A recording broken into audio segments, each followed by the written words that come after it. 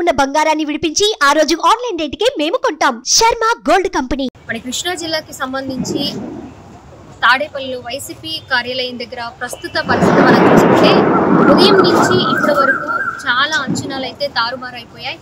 మరి సంబరాల కోసం అన్నీ రెడీ చేసుకున్న నేపథ్యంలో కూటమి హవా ఒక రేంజ్లో లాస్ట్ టైం 2019లో వైసీపీ ఫ్యానిగాలి ఏ రకంగా అయితే వీచిందో ఇప్పుడు కూటమి అభ్యర్థుల ముందంజ కూడా అదే విధంగా సాగడంతో కొంతమేర వైసీపీ నేతల్లో కావచ్చు, అభిమానుల్లో కావచ్చు, కార్యకర్తల్లో కావచ్చు కొంతమేర అసంతృప్తి అనేది కనిపిస్తూ ఉన్నట్లు మనం చూసుకోవచ్చు.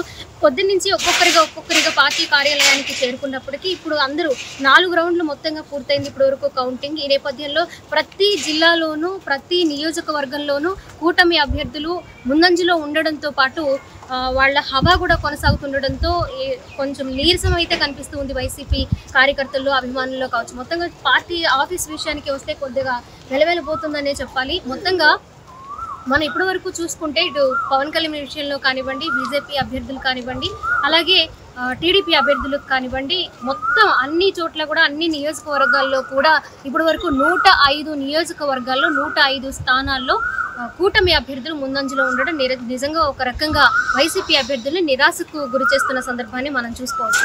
ఇంకా కొంతమంది వైసీపీ అభిమానుల్లో ఒక చిన్న ఆశ అయితే మనం చూస్తూ ఉన్నాము.